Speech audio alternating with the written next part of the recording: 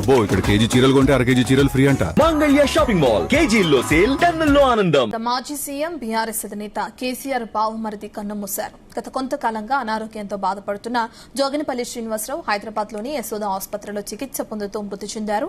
ఆయన కుమారుడు ప్రస్తుతం అమెరికాలో ఉన్నారు. ఆయన వచ్చాక అంత్యక్రియలు నిర్వహించనున్నట్లు కుటుంబ సభ్యులు తెలిపారు. ఇక కేటీఆర్ కు స్వయాన మేనమామ శ్రీనివాసరావు మరణం నేపథ్యంలో కేటీఆర్ ఈ రోజు హైదరాబాద్ లో ముందుగా ఏర్పాటు చేసుకున్న కార్యక్రమాలను రద్దు చేసుకున్నారు. మరోవైపు మాజీ మంత్రి హరీష్ రావు కూడా తన కార్యక్రమాలను వాయిదా వేసుకుని యశోద ఆసుపత్రికి వెళ్తున్నారు. పూర్తి డీటెయిల్స్ మా ప్రతినిధి వంశీ అందిస్తారు. వంశీ, కేసీఆర్ బావమరిది కన్నుమూయడం మనం చూస్తున్నాం. అయితే ఏ కారణాల చేత ఆయన అనారోగ్యంతో హాస్పిటల్లో జాయిన్ అవడం జరిగింది? డీటెయిల్స్ ఏంటి?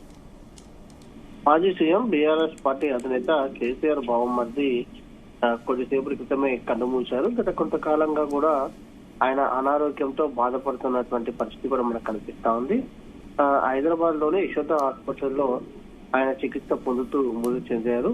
ఆయన కుమారుడు ప్రస్తుతం అమెరికాలో ఉన్న నేపథ్యంలో ఆయన వచ్చాక అంత్యక్రియలు నిర్వహించనున్నట్లు కూడా కుటుంబ సభ్యులు తెలిపినటువంటి సందర్భం కూడా మనకు కనిపిస్తా ఉంది.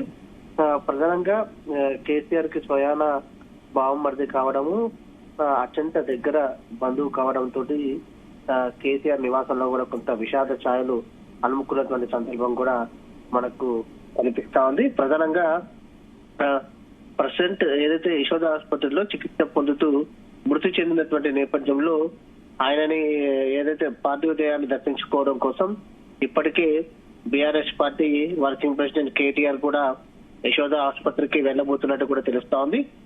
ఈ సందర్భంగా కేటీఆర్ కూడా అటు ఈ రోజు ఉన్నటువంటి కార్యక్రమాలన్నింటిని కూడా రద్దు చేసుకోవడం జరిగింది. తెలంగాణ భవన్ లోని ఎస్ఐఆర్ పైన ఈ రోజు అన్ని జిల్లాల నాయకులతో వరుస సమావేశాలు ఉన్న నేపథ్యంలో వాటన్నిటిని కూడా రద్దు చేసుకున్నటువంటి సందర్భం కూడా మనకు కనిపిస్తా ఉంది. దాంతో పాటుగా మాజీ మంత్రి హరీష్ రావు కూడా ఈ రోజు అన్ని కార్యక్రమాలను రద్దు చేసుకోవడం జరిగింది. కాసేపట్లో ఆయన కూడా యశోద ఆసుపత్రికి వస్తారనేది కూడా తెలుస్తా ఉంది. దాంతో పాటుగా ప్రధానంగా మనం చూస్తే మాత్రం కేసీఆర్ కూడా వచ్చే అవకాశం ఉన్నట్టు కూడా తెలుస్తా ఉంది. పార్టీ వర్గాలు చెప్తున్నటువంటి సందర్భం కూడా మనకు కనిపిస్తుంది. ఇప్పటికే బీఆర్ఎస్ పార్టీకి చెందినటువంటి పలువురు నాయకులు కూడా యశోద ఆసుపత్రికి వచ్చినటువంటి సందర్భం కూడా మనకు కనిపిస్తా ఉంది.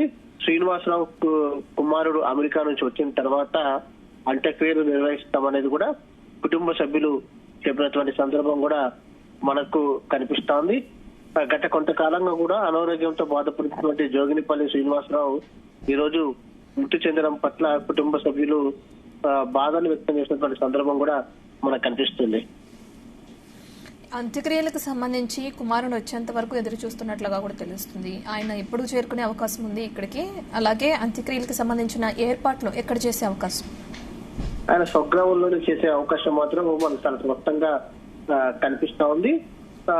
2 రోజులు ఏదైతే అమెరికా నుంచి ఆయన కుమారుడు వచ్చేటప్పటికి 2 రోజులు సమయం పడుతుంది కాబట్టి ఈ రోజు నుంచి 2 రోజుల తర్వాత అంత్యక్రియలు నిర్వహించే అవకాశం ఉన్నట్టు కూడా తెలుస్తోంది. అప్పటి వరకు కూడా యశోద ఆసుపత్రిలో ఆయన పార్థివ దేహాన్ని ఉంచడానికి ఏర్పాట్లు చేసినటువంటి సందర్భం కూడా మనకు కనిపిస్తోంది. ఓకే, కేసీఆర్ ఏ సమయానికి వెళ్లి చూసే అవకాశం ఉందంటారు? ఇంకా అయితే కేసీఆర్ మాత్రం ఇవాళ వస్తారని మాత్రం సమాచారం ఉంది, కానీ సమయం ఏ సమయానికి వస్తారో అనేది కూడా ఇంకా క్లారిటీ లేనటువంటి సందర్భం కూడా మనకు కనిపిస్తా ఉంది. ఇప్పటికే కుటుంబ సభ్యులు కూడా ఆయనకి ఈ విషయాన్ని తెలియజేసినట్టు కూడా చెప్తా ఉన్నారు. Thank you Vamsi.